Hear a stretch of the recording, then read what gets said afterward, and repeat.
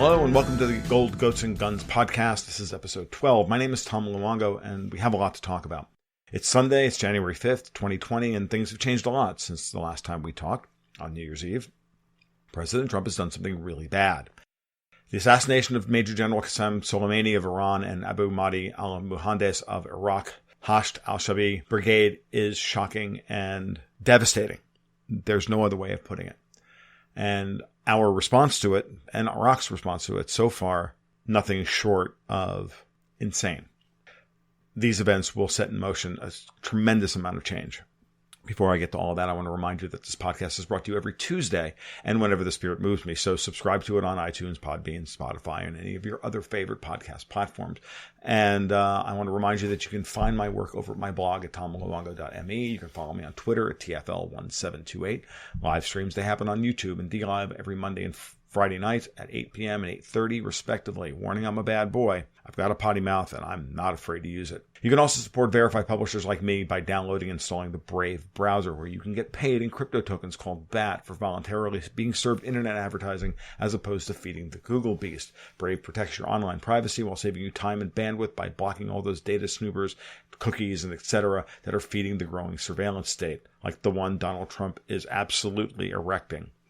Lastly, you can support me on Patreon at patreon.com/Gold, Goats, and Guns, where you can sign up for the private market reports published every Wednesday and Sunday, and or the Gold, Goats, and Guns monthly newsletter designed to wrap up all the geopolitical chaos, global macroeconomics, and shifting cultural trends into a portfolio strategy designed to help you make sense of a world going mad. And oh, is that what's actually happening? All right, let's get on to this. So on Tuesday, we were looking at a potential escalation after events began to spiral out of control a week ago. Last Sunday night, the United States hit 5 bases of the Kataib Hezbollah forces that are part of the Iraqi military in response to an attack on the K-1 base in Kirkuk, which took the life of an American civilian. We don't have a name. We don't know anything. We just know that this happened. And as far as the United States is concerned, this was going to be the response. This was and always has been nothing more than a convenient cover story for something that we wanted to do. The more I dug into this, the more I realized that these forces that were hit in Iraq and Syria were in the process of conducting sweeps of the region around the border crossing between Iraq and Syria in order to root out ISIS cells that were coming in from the north. That was happening at the same time that this strike took place. 99.9% of what you've heard from any American official is a lie. There's just no other way of putting it. Donald Trump is lying through his teeth. Mike Pompeo is lying through his teeth. Mark Esper is lying through his teeth. It doesn't matter who you listen to. They are all lying to you, period. Solemaini was in Iraq at the behest of the Iraqi prime minister to settle and begin the diplomatic process of sorting out, at the U.S.'s request, mind you, tensions between Saudi Arabia, Iraq, Iran, and the rest. There was the threat of peace breaking out. And according to a New York Times article that was published today, the protests outside the embassy in Baghdad prompted this because Trump just couldn't take watching our embassy be attacked. And he lost his mind. I don't believe that for a second. I believe that Trump got really angry, and I believe that those protests outside of the Baghdad embassy pushed him over the edge. That I don't doubt. This attack on Solemaini and Muhandis is a serious breach of international law. Terrorist designation of Soleimani and all Quds forces notwithstanding, the United States making that designation legal under U.S. law doesn't make it right, doesn't make it real, and doesn't mean that the rest of the world saw Soleimani as a terrorist. It wasn't a designation agreed to by the UN or anybody else. The man wore many hats, not the least of which was that he was a military figure in the Iraqi military, or the Iranian military, outside of the Quds forces. Now, the Quds forces, of course, operate extraterritorially, but Soleimani is a far more important figure than just commander of a radical or extraterritorial force for the evil Iranian mullahs. As anybody watching even passing footage of his funeral in Tehran or in his hometown, I think. The United States is at war with both Iran and Iraq. Donald Trump is threatening fire and brimstone and all manner of horrible sanctions and everything imaginable on Iraq. And I want you to understand that everything that we've been doing over the last 6 months in Iraq and actually in the entire region has been a consequence of the Iraqi people voting for Shia parties, which would then nominally be pro-Iranian in effectively majority numbers. Now, since Iraq is majority Shia, one would expect this. And we have been fuming mad and scheming for the last 6 months to try and figure out how, or at least the last 4 months, how to undermine this process and undermine the existing Iraqi government and install our own puppet regime, which is what we've had previous to this. This is why there are massive protests on the streets of Baghdad. This is why there are protests on the streets in Lebanon as well, and why the Lebanese central bank has fomented those protests by cutting off people's access to their bank accounts and whatnot. And this is all pretty well documented in the alternative press, that this is what's been going on, and the U.S. pressure has been obvious in the way these things have unfolded. And there's no coincidences in geopolitics. We're poking Hong Kong, Lebanon, and Iraq at the same time. There's a reason for this. Okay? And I want you to understand that what you hear from the mouths of U.S. officials is not true. There's a deeper story. There's always a deeper story. There's always a deeper reason. They never tell you what the reason is, but the reasons are very, very obvious when you look at them in totality, when you see everything that's happening, when you understand the motivations of the people who are in play here. And we can look at this from two perspectives. We can look at it from the American perspective and the Israeli perspective, and it's very obvious. The United States is beginning to feel like it's losing control of its proxies and its subjects in the Middle East. Israel is worried about its existence with the coming stabilization of Syria, with the opening of the Iraq-Syria border crossing means that that's an open highway for weapons and oil and goods and food and all and everything and commerce to happen across the quote-unquote Shia Crescent, which, as we saw this unfolding over the last 6 months, talking with various people on like live streams and whatnot, we all came to the same conclusion that the Shia Crescent was forming. And I always in the back of my mind knew that when that became advanced enough, the United States would strike back and strike back hard. And that's what we saw on Thursday night. The problem is that the U.S. is now alone. Iran has declared a jihad. The red flag of vengeance now flies over the mosque in Tehran. Iraq's parliament has rescinded the invitation to U.S. troops, and Trump has responded saying, "We won't leave because we want you to pay for the air bases that we built for you." Are you kidding? You've been using them as an occupation force for all this time, and you want money for this? And if we leave and it's not on friendly terms, he just said this, if we leave and it's not on friendly terms, then we're going to sanction you to the point where you'll wish you were Iran. Like, dude, you can't yell at people and make them love you. It doesn't work that way. Did nobody ever explain to Donald Trump that these are not wayward children? This is not the way that works. He has morphed into literally the world's biggest neoconservative. Just treating everybody as if they are wayward children and they need to be smacked in the mouth because that's all these people understand. Neocons say that about everybody. It's truly insane, and it's to the point now where it's shameful. The man needs to be impeached, but not for anything that the loony Democrats are doing. Now it's insane. Now we've completely jumped the shark. Now we're just an openly occupying force in both Syria and Iraq, saying that we have interest there, so those trump international law, they trump national sovereignty. None of that matters because Donald Trump doesn't recognize any restraint on his behavior as president of the United States because he's afraid of the retaliation. He's afraid of the political consequences of thousands of U.S. troops coming home in body bags. And it literally says, I'm going to read, I don't normally do this, but I'm going to read Trump's statement, okay? Here, I want you to understand what we're dealing with here. We have an extraordinarily expensive air base that's there in Iraq.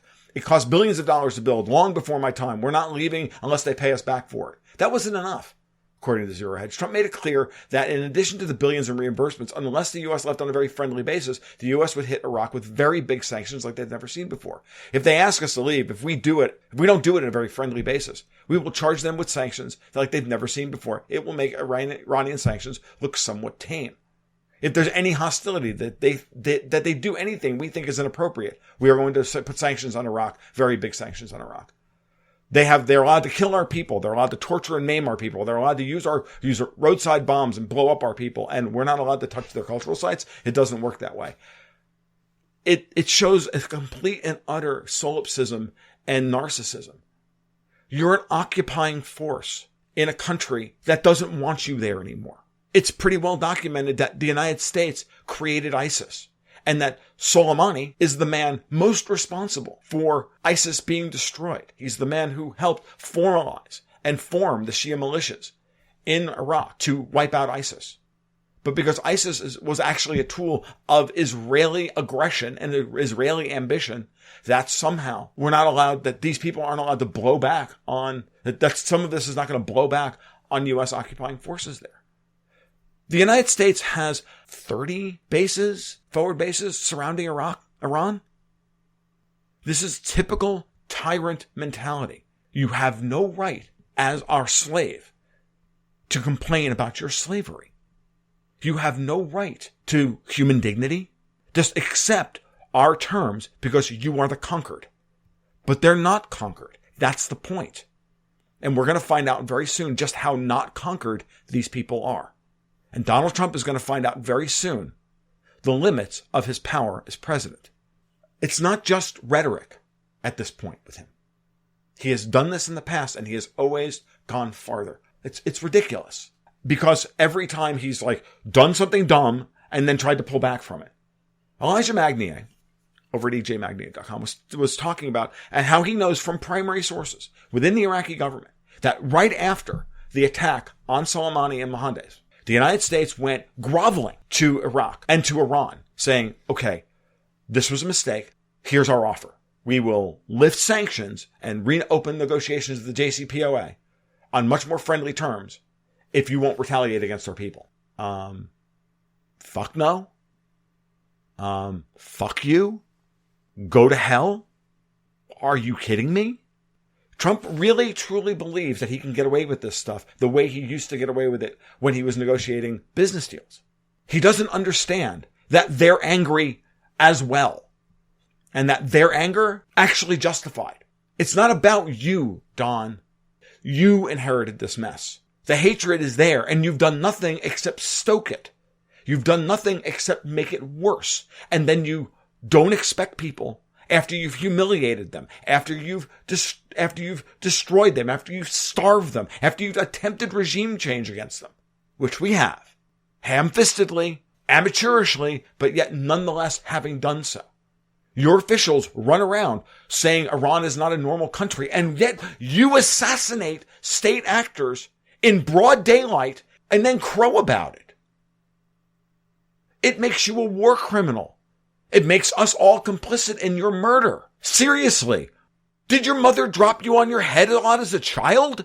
The truth is, and I think Elijah Magnier has the right feel on this from the Iranian or the Iraqi point of view, that the axis of resistance against the United States, Hezbollah, Russia, Iran, Iraq, had splintered over the last year or so. The United States have been successful in trying splintering off certain groups, and by engaging in tremendous provocations, handing the Golan Heights to the Israelis, even though it's not his to give away, moving the embassy to Jerusalem and noticing that nothing happened in response. Oh, well, that created tensions within the various leaders of the various groups that make up this quote unquote axis of resistance. And the U.S. ultimately, over the course of time, saw an opportunity where there was weakness. It kept pushing, figuring that, plus the sanctions, plus this, plus all of these things. Eventually, they would break. They will break. Meanwhile, both Trump and Israeli Prime Minister Benjamin Netanyahu are under incredible political stress and do not want to give up power. Very powerful forces don't want these men removed from power, or don't want Netanyahu removed from power, and will be happy with Trump being removed from power unless Trump does exactly what he just did. The net result of the attack on Solemaini and Iraq's sovereignty is that now what was splintered is now united.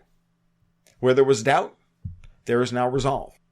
Muqtada al-Sadr, leader of a major Sunni group and Sunni military force within Iraq, from what I understood, had been turned into a CIA asset. Now he has turned into the hardest liner for U.S. removal of troops from Iraq.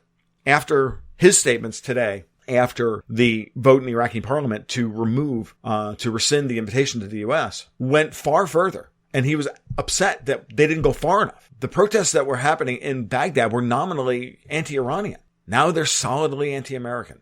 Now it's going to be insane. It's not going to be state actors doing this, but anything that happens here going forward will be blamed on Iran, will be blamed on Iraq, and will be used as a casus belli. And there's no way around that. And people are going to lash out. There's going to be dead Americans. There's going to be attacks on U.S. forces. There's going to be all of these things. And it may be random. Worse than that, it empowers every freaking crazy in Israel, Saudi Arabia, Bahrain to do something crazy and then allow the United States to go friggin' off the rails with like Rambo without a jockstrap. I mean, does nobody think through the secondary and tertiary effects of these actions? I can't fathom it anymore. Just fly off the handle limbically and get angry and then don't expect anybody to respond to your anger because your anger is justified and theirs isn't. How childish is this? This is childish behavior. We're supposed to be the leader of the free world, and we act like a bunch of childish tyrants with no sense of proportion, no sense of dignity, no sense of magnanimity. The U.S. is now alone. That's the net effect. Mike Pompeo went out and tried talking to everybody, and the silence around the world after this attack was deafening. Japan? I mean, you couldn't even get Japan on our side. Japan will, they'll bow down to anything the United States says. South Korea? No. Germany? Mealy-mouthed. Pompeo had to threaten them to get Heiko Maas, the foreign minister, to say anything. And whatever Maas said, it wasn't all that, it wasn't conciliatory. France was outraged, took arm twisting by Pompeo to get Boris Johnson on board. But really, at the end of the day, Boris Johnson represents the same damn people that Donald Trump does. So I wasn't surprised by him finally coming on board. But the truth of the matter is that no one is happy about this. The only one who was happy about it was Matteo Salvini. Oh, Jesus.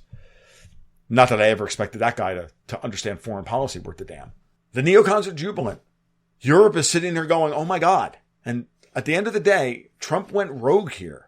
And the Pentagon is actually distancing themselves. I read a New York Times article earlier in the day that was nearly fiction, trying to paint the interior of the White House during the decision for this. Well, the Pentagon always, gives the president three options. One that's too hot, one that's too cold. So they hope that he'll do the one in the middle, the one that's just right. And Trump just went straight over to the big one and said, okay, let's do that.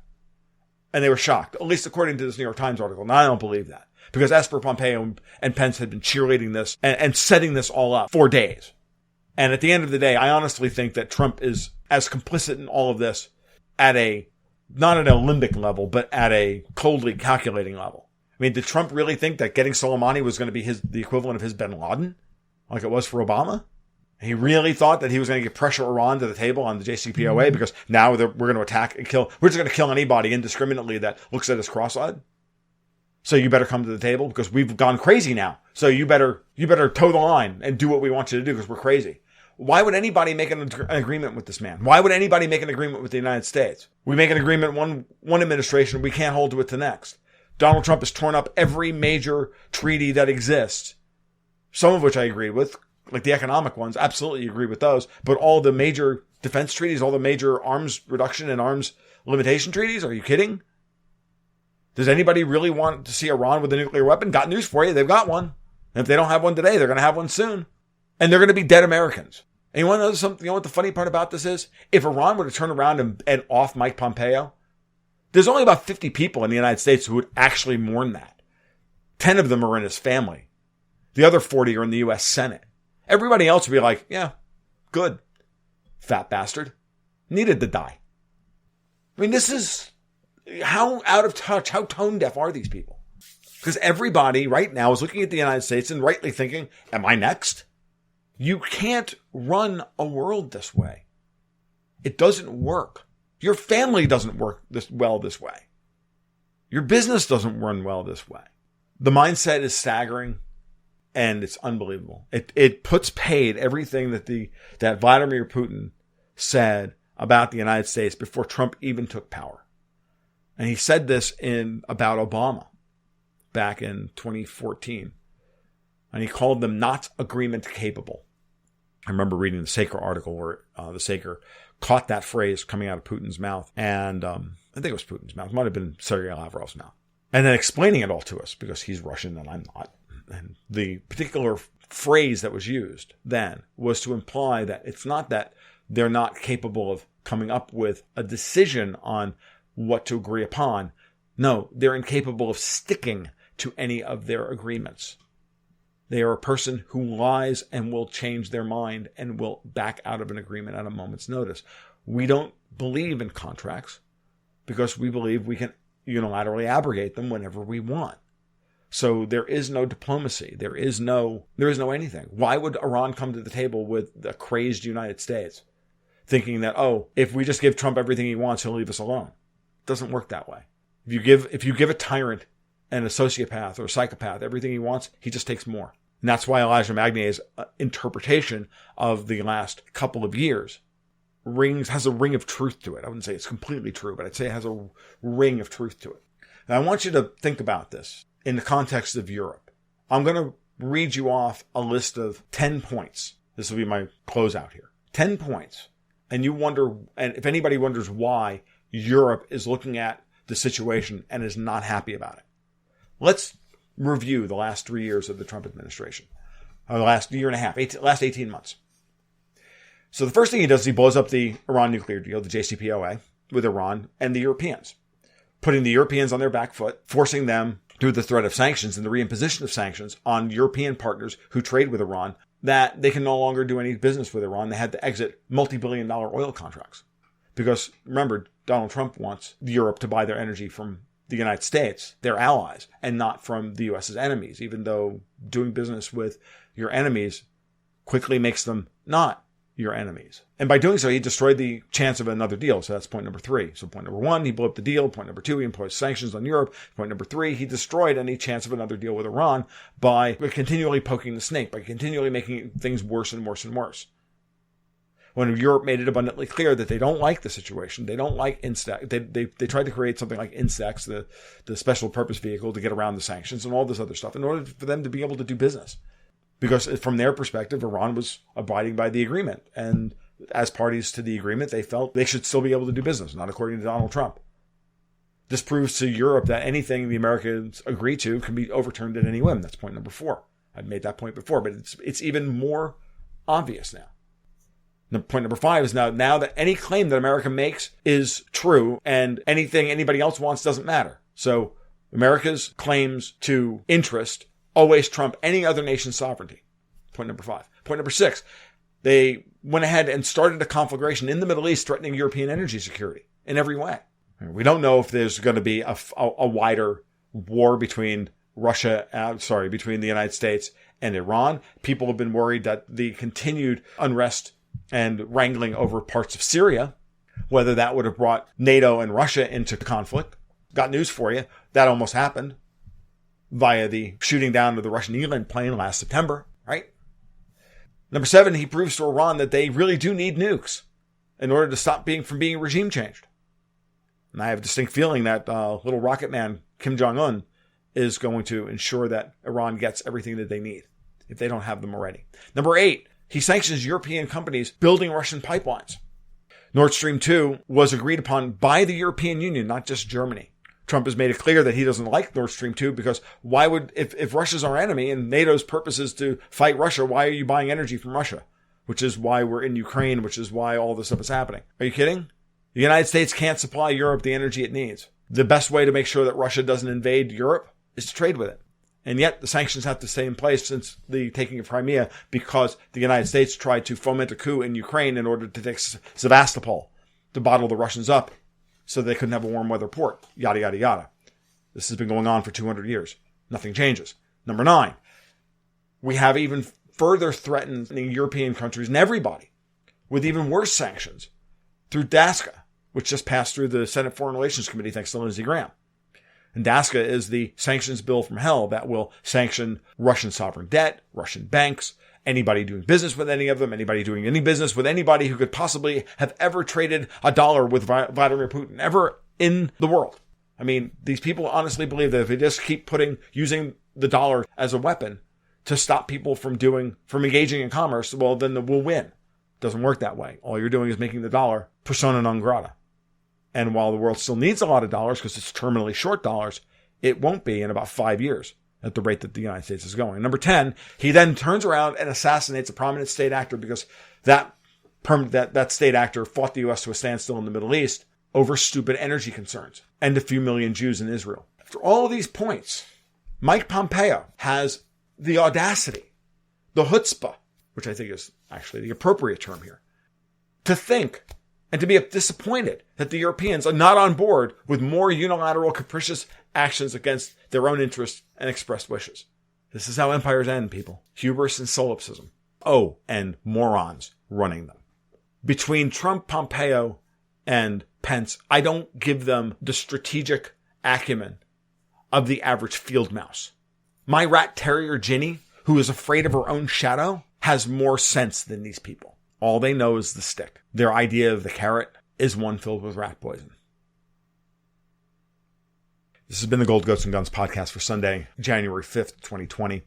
If you like what you heard today, please give a like, subscribe to the podcast, do what you have to do, please. We can always use the support here. Follow me on Twitter if you can. Have a very good evening. We'll talk again Tuesday. Be well. Keep your stick on the ice.